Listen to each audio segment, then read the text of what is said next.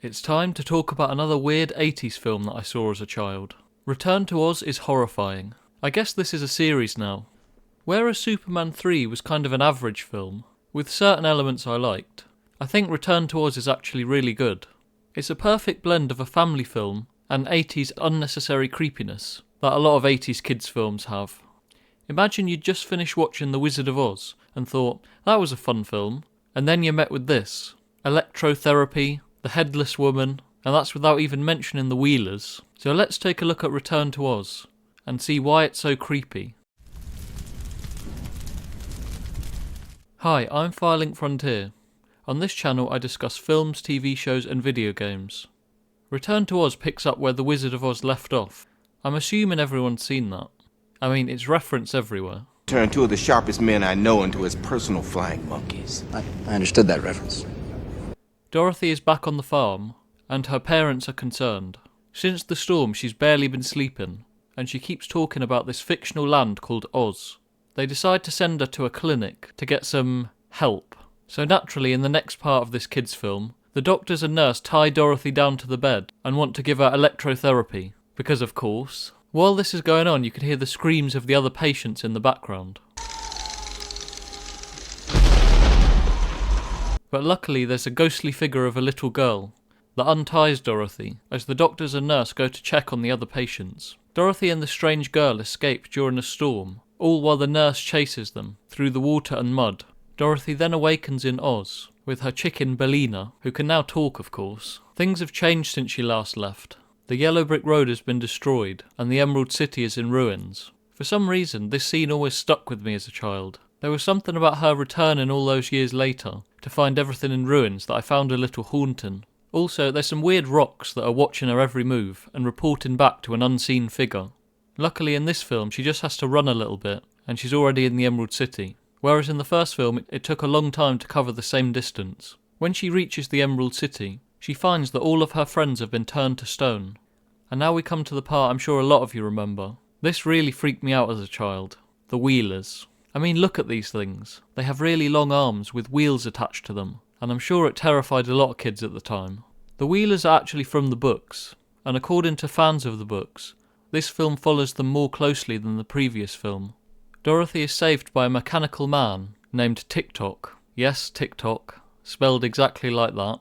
In the book from 1907, TikTok was actually one of the first robots to appear in modern literature.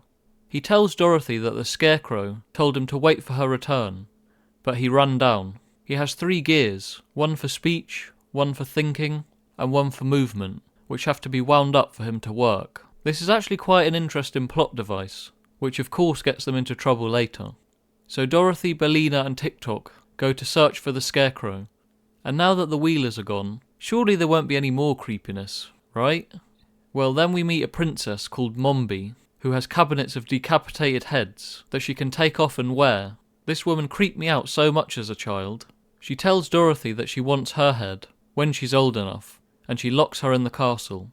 Jack Pumpkinhead is also locked in the castle, and Dorothy finds out that the Gnome King took Scarecrow prisoner and destroyed the Emerald City. At this point we also learn that each of Mombi's heads seem to have different personalities and memories, as she can't remember that Jack Pumpkinhead is up there. To escape, they come up with a plan to use the powder of life on some old furniture to make it fly. Dorothy sneaks past all the heads to get the powder, and she sees Mombi's original head. This part was definitely the scariest when I was a child. She knocks something, and Mombi's head wakes up, and all the heads start to scream at her. This wakes up Mombi's headless body, which starts to go towards Dorothy. The part where she's screaming after Dorothy and chasing her seems burned in my memory.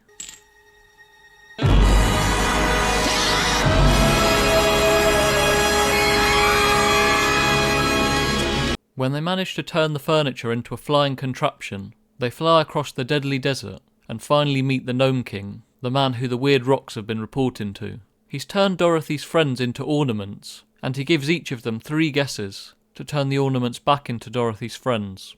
When Dorothy starts guessing correctly, the Gnome King changes his mind. And of course it wouldn't be a creepy 80s family film without some stop motion. Stop motion is always creepy. There's something about it that evokes the uncanny valley effect. I was discussing this in the comments of a previous video about how creepy stop motion is. For me, it was Jason and the Argonauts that I remember watching, along with this film, and they both really stuck in my mind. Dorothy manages to defeat the Gnome King and rescue her friends. The little girl who rescued her, back in the clinic, turns out to be Princess Ozma, the ruler of Oz, and Dorothy manages to rescue her from a mirror before being sent back home. When she returns, the clinic has burned down, and Dr. Worley died, with the nurse being arrested and taken off. Dorothy sees Ozma in her mirror, before running outside to play with Toto, her dog. I actually really like this film. It's the perfect mix of fun and horror, but it got mixed reviews at the time, with critics claiming it's too dark for younger audiences. And I agree it probably is, but that's what made it memorable.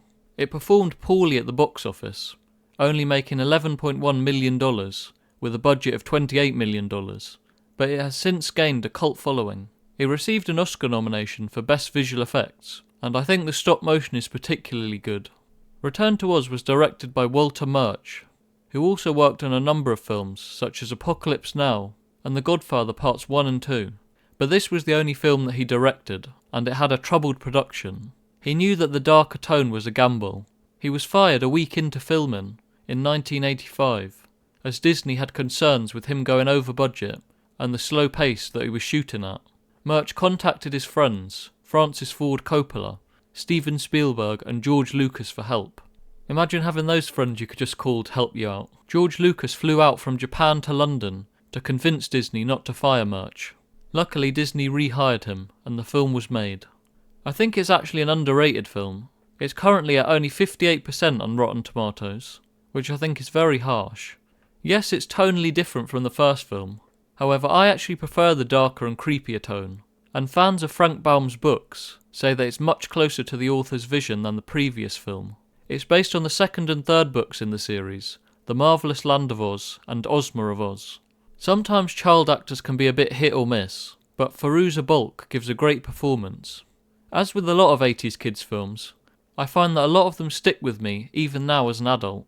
There's something unique about them that most films today can't capture, with its elements of children's fantasy and the darker, more intense scenes, that I'm sure are burned into a lot of your minds too.